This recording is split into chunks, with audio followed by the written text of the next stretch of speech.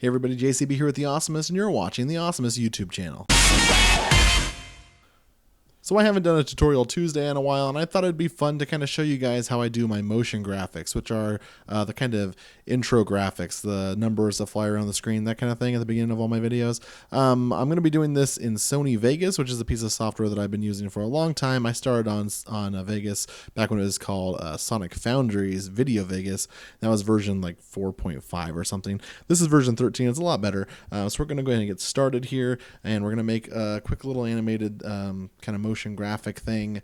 This should be really simple, so let's just go ahead and dive right in. We start here on the Sony Vegas screen. Basically, we need to create a new project and just make sure that our settings are all the way we want them to be. So we'll just start a new project here, and that all looks fine. Anybody who has used Vegas knows that you can't really create assets in Vegas. You can only import assets into Vegas. It's not like other pieces of video software where you can do all kinds of crazy stuff. This is really bare bones. You can only really edit things. So we got to use a different piece of software like Photoshop.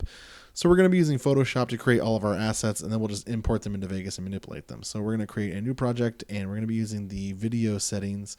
The 720 by 480 should be fine. So where's that at? Right down.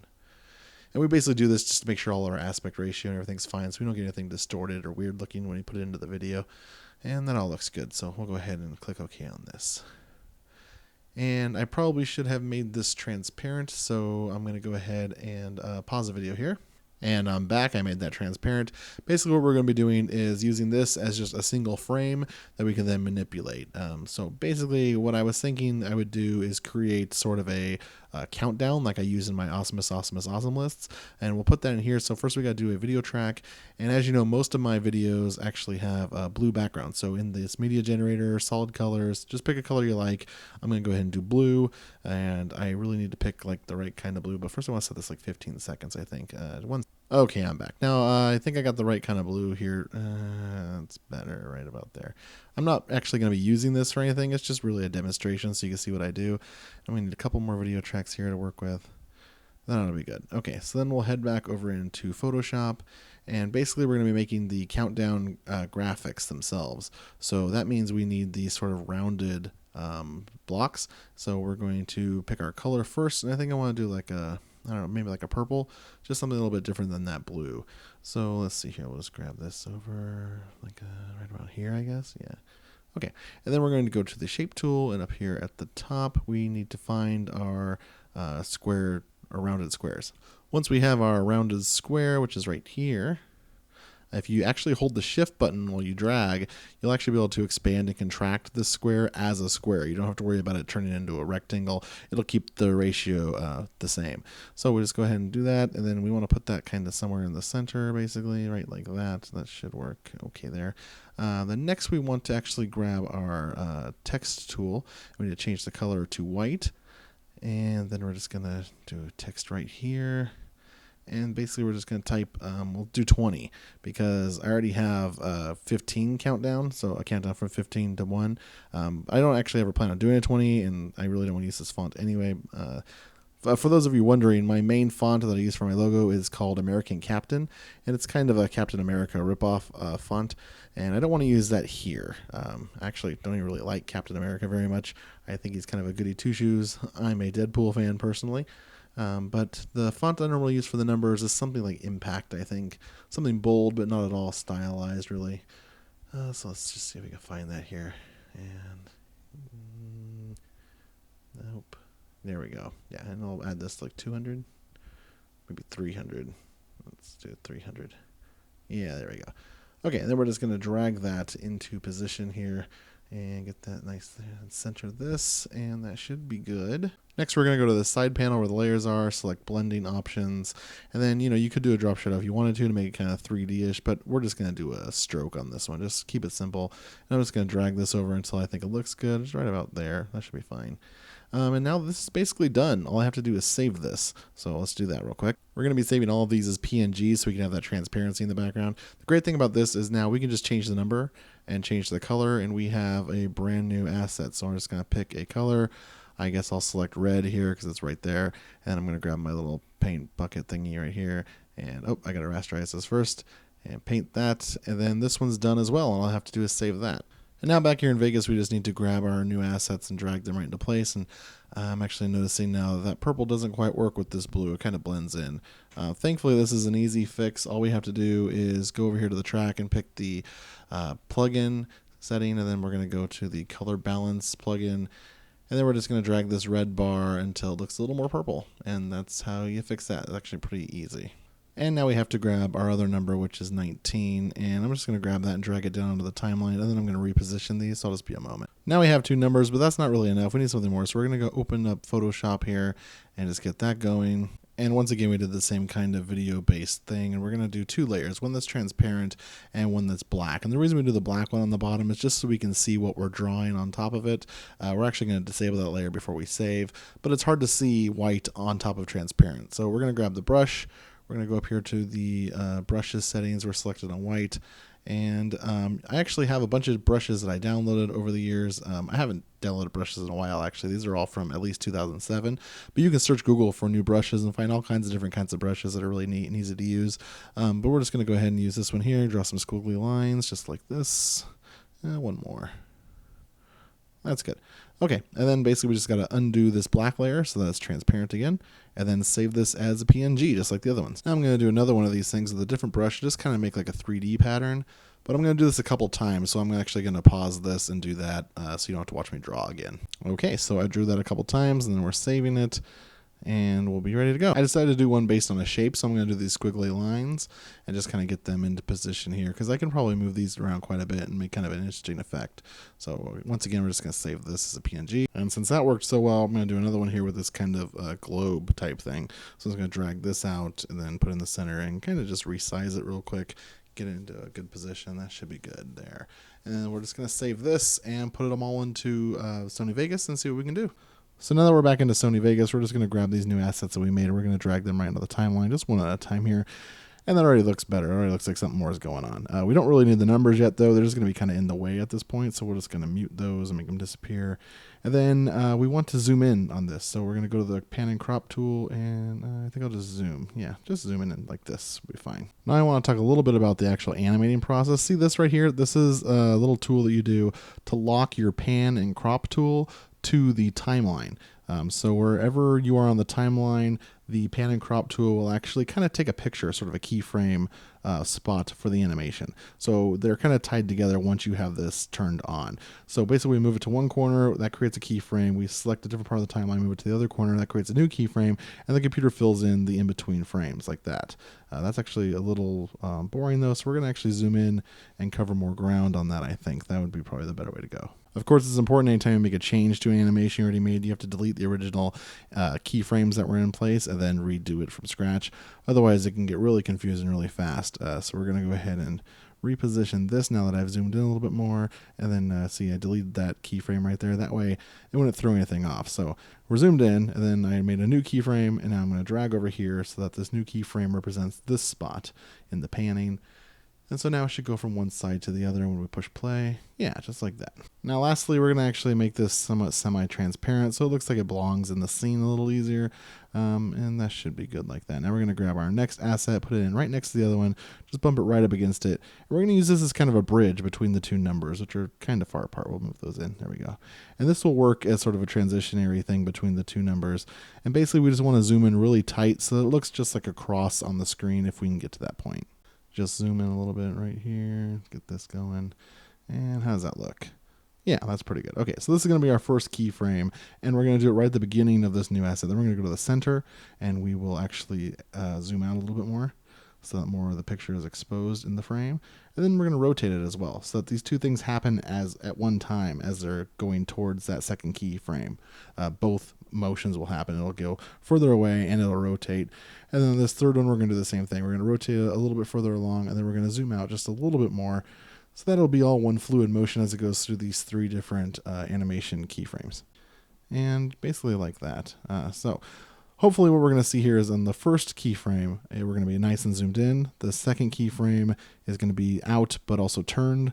And then the third one, which is right here, close to it, is going to be zoomed out even more and turned even more. So Yeah, that's exactly what I was looking for. Perfect. Okay, now we can grab our next asset, which is these squiggly lines here. And we're going to do something similar to the first one where we're just going to kind of zoom in real tight and then move it from one corner to the other without really doing too much anything else. I think this pattern will create kind of a trippy effect as it goes by, and we'll see what that looks like. So now we're going to grab this other asset right here. I think this is the last one. Yeah, this should be the wobbles.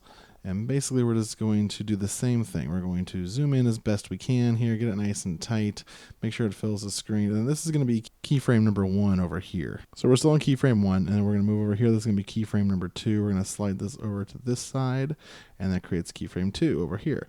And then what we're going to do is move it over a little more. That's keyframe number 3. And this one we're going to move it to the center, but we're also going to make it spin.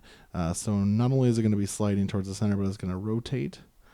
And then we're going to do another keyframe. Let me move this out of the way. At the end of this asset, there we go. Move it back over towards the starting position, but rotate it around quite a bit over here. So that should once again be kind of a crazy motion that goes through real quick here. Yeah, that's nice. Okay. So one other final touch I kind of do on these is I'll actually make them semi-transparent so you can kind of see the background through it. It looks kind of like a stained glass kind of look, I guess. I just kind of like the way that looks better. The next thing we're going to do is we're going to go to where it says track motion, and that's going to be on your video track. It's right here, and we're going to click this, and then we're going to click up here, and we're going to go down to 3D. And this is going to allow us to not only go upward and downward and left and right, but also backward and forward. And we'll be able to spin on all 3 axes. It makes things a lot easier to do. And because we want these numbers to kind of move in. So we're going to start this one at 10%, and I'm going to rotate it just a little bit, whatever box that is. I think it's this one here. We're going to do like 25. Yeah, that's good. Okay. So now it's small. It starts small in the first keyframe and kind of crooked. And so we're going to go to the end of the 20, and we're going to change this back to 0 so it's straight, and then we're going to make this 100 so it's full size on the screen. But then we're going to go back. I think I'll go halfway through the animation, and you can see it's kind of at its halfway point. We're going to change the rotation just to a totally different number. So it'll kind of rotate one direction, then come back the other direction. You'll notice that's also the same point where the background assets change. So it's going to kind of twist with that, see? Now we still got to do 19. And the thing with doing animation like this is that if it's all on the same track, each new asset carries over where the last animation left off. So we were at 100, now this one's at 100, so we got to change this back down to like 50 so that this new keyframe starts us at 50. And I think what I'm going to do is actually have this guy enter from the left. We're going to have him over here, just kind of off camera a little bit, not quite.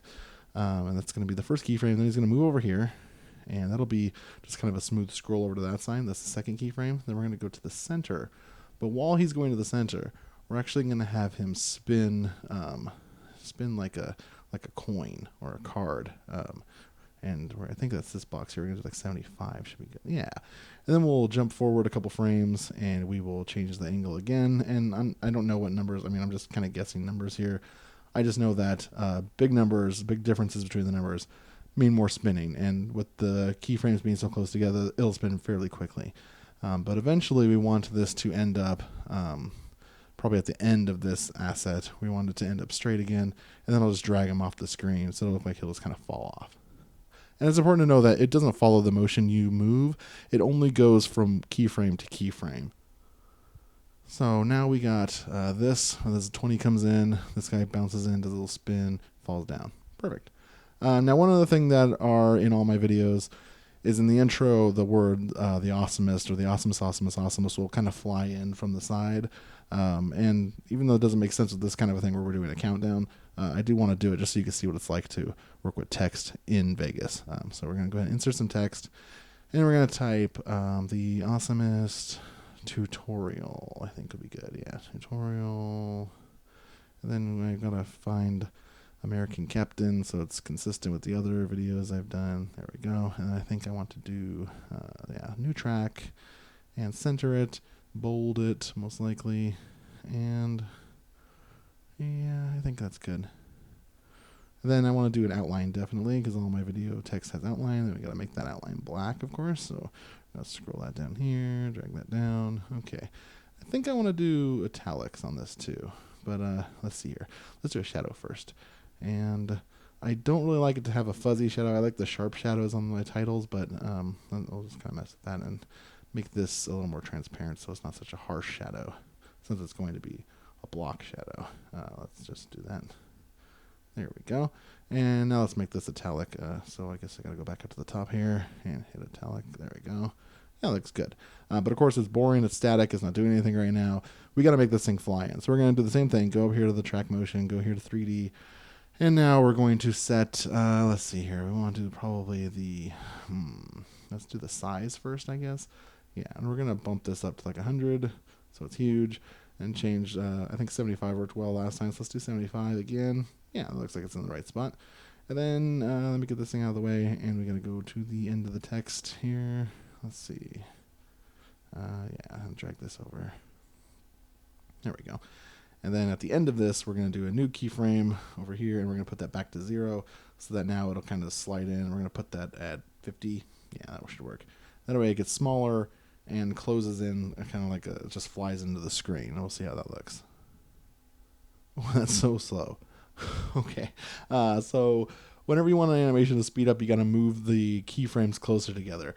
So I'm going to basically do that right now, just for 1 second. Okay, let's see here. That's much better. Okay, so now I do want to do kind of a lens flare sort of thing so that it doesn't just fly into place, but there'll be like a flash of light when it happens. So I think there's a lens flare option in here. Yeah, just click this, and then we're going to go ahead and set this up so that the text actually lights up as if something's shining onto it. So we're going to go ahead and mess with that there. That should be fine. And then I'm going to copy and paste a new one. And now I got to get rid of these animation points because when you copy and paste an animation, it moves those keyframes too, so that you'll have 2 animations when you paste it. So basically I just got to delete these so that we have one that has the glare on it, and then the other one just kind of sits there. And I think that's what we got here. This looks all nice and clean, so let's try that out again, I guess. Yeah. The problem is, though, that it's flashing here, and really I need it to flash like here, then go away. So I'm going to remove this plugin.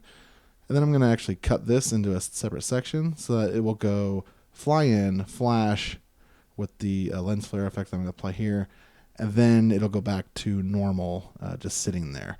So let's go ahead and get this set up the way I want it to look again. Let's see here. Not bad. Okay. Okay, so now it's flies in, flash, goes back to normal. Let's see. I don't think I need it very long. Let's see what it looks like. And oh, that's too short. That was more like a little glimmer. So we need a couple of frames so the eye can actually catch what's happening. This is all guesswork. Yeah, that's better, but it needs a little more, I think. There's no exact science to this. You just got to kind of do it, get a feel for it, see what feels right. But anyway, the second part of this effect is actually going to be this hit film lens flare. HitFilm is another video editing software. They have free tutorials and free VSTFX. This is what this is. It's just a free plugin.